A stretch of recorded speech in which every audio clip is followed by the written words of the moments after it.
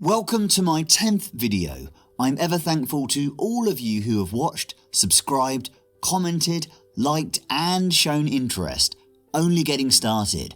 Hope you join in on the ride. Today I'm going to pull you through what for me are 4 of the best watches you can get your hands on for under $500. Let's get started.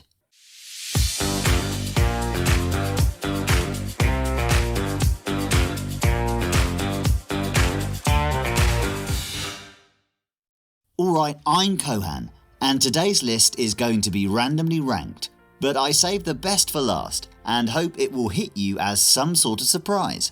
Perhaps. Maybe. Maybe not. First up are 2 watches from the German brand Lacko. The Augsburg, named after a city outside Munich, and the Aachen, a German city close to the Belgian border.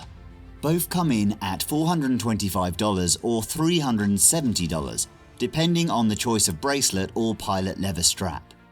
The 2 pilot watches are well described on Lacko's homepage in their own words. With a Lacko pilot watch, you are not only wearing a precise and robust watch on your wrist, but also a piece of history. Regardless of which Lacko pilot watch you prefer, all models have one thing in common: a legendary history.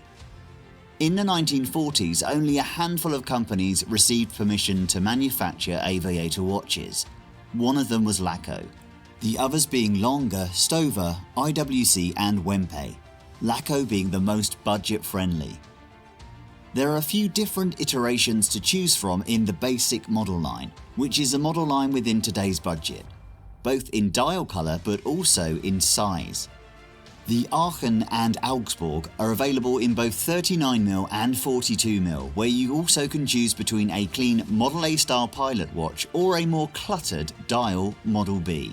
Model A was first produced in the 40s for aviators and considered a simple design with numbered hours.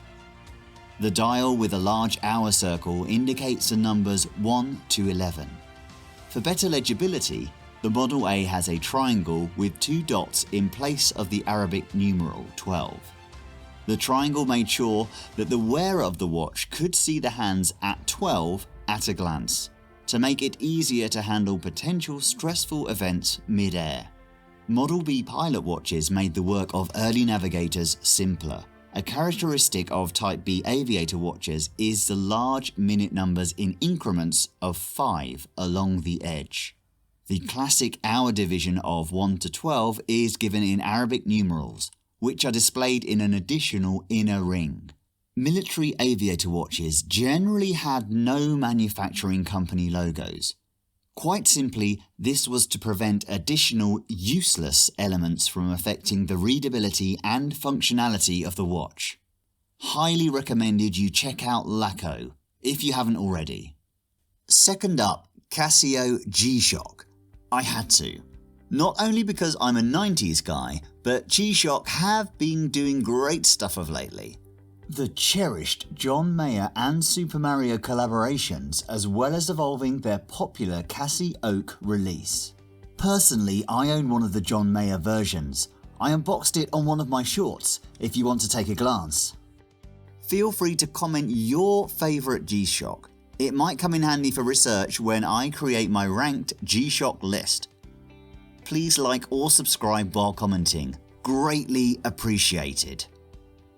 The watch I chose today is in thread with the evolution of the G-Shock, and chosen because you can now replace your Apple Watch, Garmin or whatever with a G-Shock when you go for a run or workout.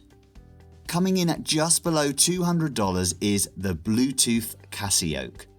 Currently available in 9 different colorways, one of them being limited and 3 of them being manufactured in various steel alloys-ish.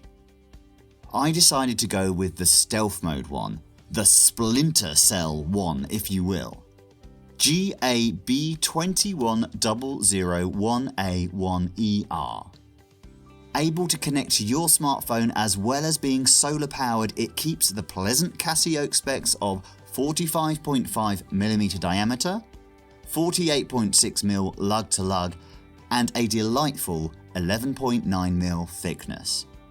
Weighing in at simply 52 grams, It still gives a water depth rating of 200 meters as well as being safe to utilize in magnetic fields. 3. The Seiko 5 GMT. Comes in just a smidge beneath today's budget and is one of Seiko's biggest releases of 2022 among enthusiasts. A Rolex GMT Master 2 and Seiko SKX007 hybrid, packed in the latter's familiar 42.5mm case. The watch is 46mm lug-to-lug and is quite thick with its 13.6mm, the lug width is 22mm. The watch is available in 3 different representations: orange dial with a black bezel insert, blue dial with a black and blue bezel insert, as well as a black dial with a black and grey bezel insert.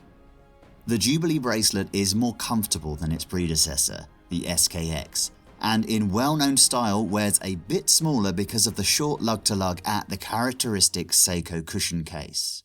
Number 4. Omega. You might be surprised as we find ourselves at a crossroads when it comes to Omega in this lower tier price segment. You can go for the plastic, fantastic and semi-controversial Moonswatch, or you can head down the well-treasured vintage path.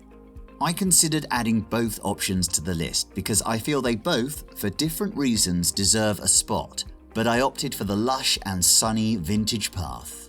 Because I can't state this enough, you can get an actual Omega, even a Seamaster or Constellation, with a proper Omega in-house movement at this price.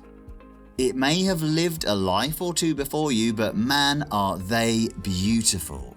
And there is an entire world to explore, different calibers, sizes, decades, case designs, etc. Dive in if you haven't already. I added filters showing only case sizes above 34mm from 1940 to 1980.